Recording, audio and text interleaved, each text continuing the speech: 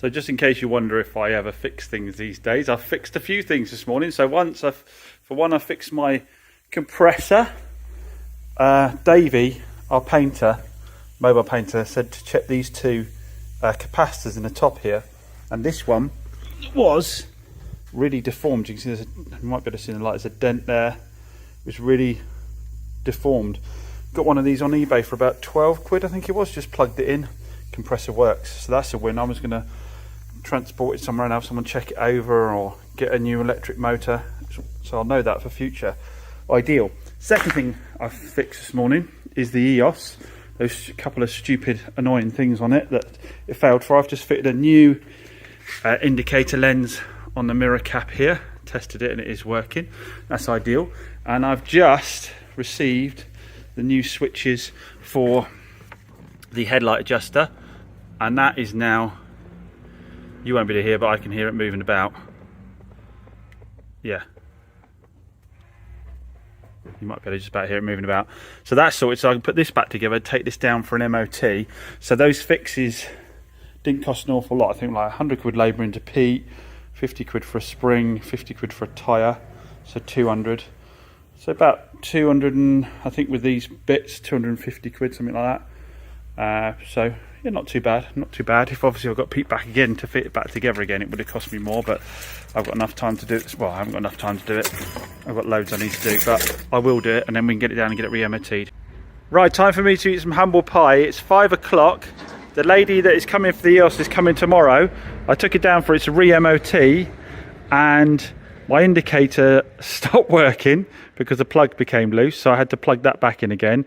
And then one of the headlights stopped working on the auto adjustment, so my switch started working inside, but then when the headlights stopped, I think due to old age, it seized up or something. She's coming tomorrow from London. She's booked a B&B. She wants to take away the car tomorrow. Well, she wants to take away on Friday, so it does give me Thursday, but I'm not going to get a headlight or an adjuster in between. To find out what's wrong with the adjuster, I've had to drop the bumper off the car, pull the headlights to test one headlight on the other side and vice versa, and see what a proper adjuster should be working. Now, in the meantime, I say but our subscriber Colin over there, I'm going to take you over to a minute, turned up to say hi to me. Turns out Colin's a mechanic. He came just to say hi when I was in a bit of a desperate panic stripping this down, and he has volunteered to stay here and help me, and he's over here by my desk with the light, and he's discovered a few things. For starters, he's got smaller hands than mine, and he's managed to get the adjuster out. I couldn't get the adjuster out. He's managed to fish the adjuster out and found what our problem is the adjuster has a plug on the back of it, just here. It has that plug, and Colin spotted that it wasn't plugged in. And what's actually happened is there's a manual adjuster up here, and what's happened inside the light is where the manual adjuster's been turned, it's grabbed hold of the wire and twisted that connector underneath itself and disconnected it from the adjuster. So if we're able to, we might be able to do the fix for free, get her back in, and I'll be able to take the car straight down for MOT in the morning and get the fresh pass on it, and then the lady will still be able to take it away, because obviously I managed to fix the light by it's an aftermarket one, and the plug was a bit loose, so when I pulled the mirror and checked it again, I just needed to push it in harder. I know a lot of people are going to be saying in the comments you need to fully prepare the cars before you put them on sale, but it's not always possible, and this was super clean and drove really nice. I didn't see any reason it wouldn't fly for its MOT, but for some silly things. So Colin has been promised a free dinner on me if he can get this fixed. I don't know what his family's going to think about that, but I want to make him a brew because he's just busy trying to unfiddle that. Right, everyone cross their fingers. Go for it, mate. Yes, it's working. Go back the other way.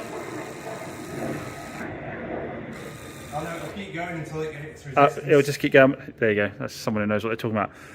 That works. Bloody hell. Right, now we just got to get all back together again. This is on the clock, this is. Now with the sun out, you know I've been using my Suzuki Swift Sport a bit more. It's the perfect car for those summer evenings when the roads are a bit clear. Now we have one major problem with it. I've always told you how great this car is and how reliable it is. The one major problem is I live off Spotify, and I had this Pioneer stereo in the car.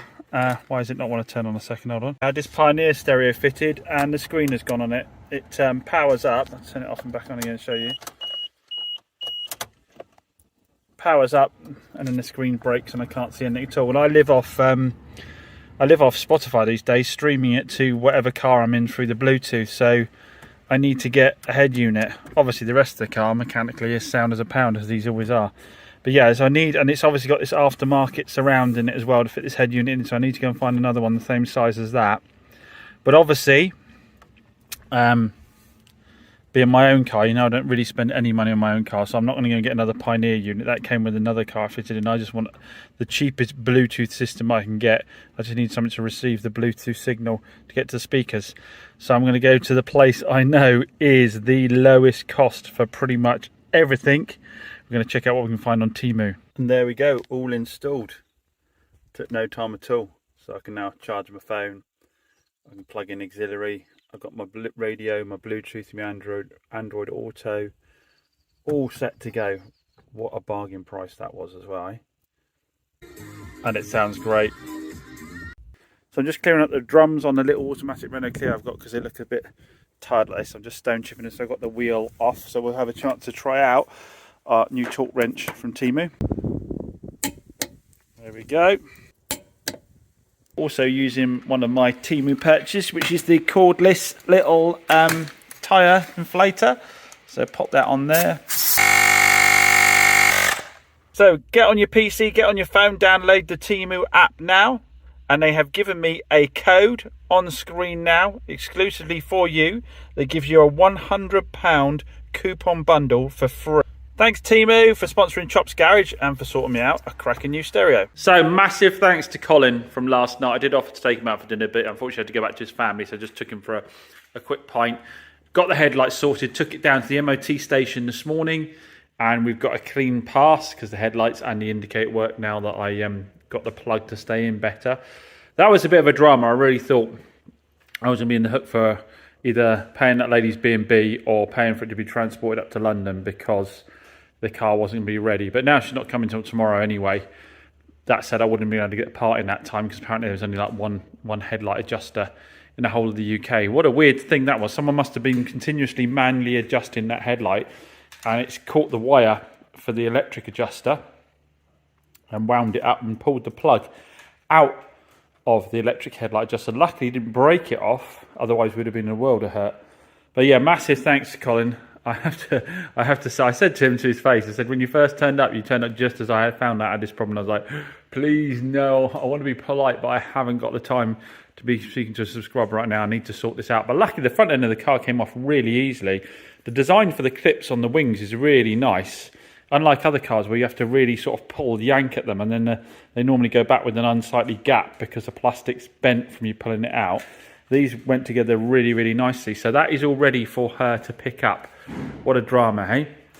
Today, what have we got on today? I've got to go and pick up a subscriber's car. We've got a fantastic Citroen C3 Picasso with only 11,000 miles on it on a 2017 plate. I'll go and pick that up from local. It's massive thanks to him for coming by. Massive thanks. I'll show you the car when it's in. Again, another low mileage car. I seem to be sort of lucking out with the low mileage stuff at the moment.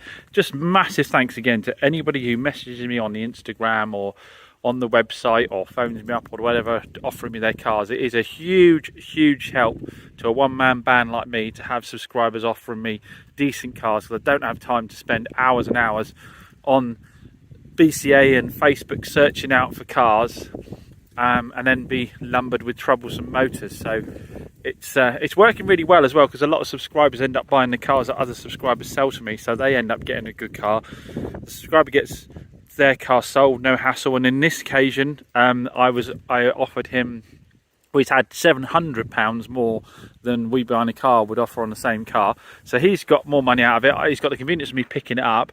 And then I think when we get it on video later on, I suspect that a subscriber will want to buy it. So a subscriber ends up getting a great car as well. So it just works really well for the community. Speaking of which, we've got the Mazda 2 to now get ready for someone coming for a viewing today. When Pete decided he wanted to buy a car the other day, took a few out for test drive. This was one of them, and it's got brake dust all over the wheels again now. And it just needs, after the brake dust off the wheels, just needs a little bit of a light clean up on the bodywork from sitting outside. As you can see, I'm getting quite empty. Obviously, that's not my car. That's got to go back. That's a part exchange I need to get ready. That's going to be the next raffle car, the Mazda 2 MR2. So hopefully, comment down below if you're happy to see that's going to be the next raffle car, or if you've got a better suggestion. Obviously, the Swift is the one I use all the time. That's got to go down for the clutch, and the Range Rover is the one I've got to go down all the time. I've got 2 more to get ready. The Renault's been sitting around for a little while. I just need to give it machine polish and get it advertised. And the Ford Fiesta's fairly new. The 1 litre, I've had that, I can't remember if I put that on camera or not. I picked it up the other day, it's only got 50,000 miles on it. But we've got a wing to sort out. So I've got to get it down to Malcolm. It's got a bit of a dinged wing there. And on the other side, it's got a bit of a mark down there. I could normally do this being white, it's very easy to do. So I might try and track down a wing for it. Depends how I am on time. I can do most of what I outsource to most people, but I don't have the time to do it all. It would seriously slow down the sales. And from what I would save versus what I'd miss on selling cars, it wouldn't be worthwhile. So that's why I outsource a lot of stuff. So let's get cracking and give the Mazda a clean. Oh, after that, I'll cover the world's most expensive Honda Jazz for you as well. I can't decide if I'll do that in this video or not. But I've just paid for welding to be done on the Jazz. I think I said in a previous video, it failed on the rear beam, and I've since had that welded up. So yeah, we'll go through the figures on this and tell you, well, I'll just keep it simple. I'll just go through the figures and tell you how much this car now owes me. Quick recap for anyone who hasn't seen it before. Picked it up from G3 Auctions thinking that I needed a car to get me home because the Range Rover was broken, but it wasn't. I just poured oil over in the boot and it leaked onto the floor. Got it back here, hadn't checked the MOT properly, hadn't done my car vertical or my car check or my total car or whatever. And it turns out it was very rusty underneath. We wire brushed it all down, gave it a paint, sold it. Customer bought it back because their mechanic wasn't happy with it. He said he'd managed to poke a hole in the sill on it.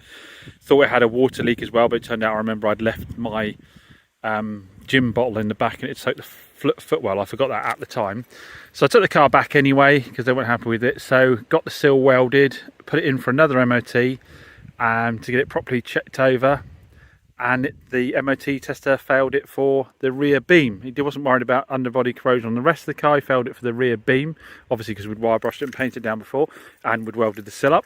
So he was concerned about the rear beam where it attaches to the body of the car, so I had to have that all welded up. So now I've got the car back and it owes me a small fortune. Luckily it is a low mileage one, but I will still be losing money on it, but just not massive amounts hopefully. Did think about keeping it as a loan car, but I've got a little Citroen C1 for that. No, sorry, Toyota Aygo for that, and I don't need 2 loan cars. But it's just a fan. I mean, I drove it 5 hours back here. Was something like 5 hours? Drives absolutely fantastic, like Jazzes always do.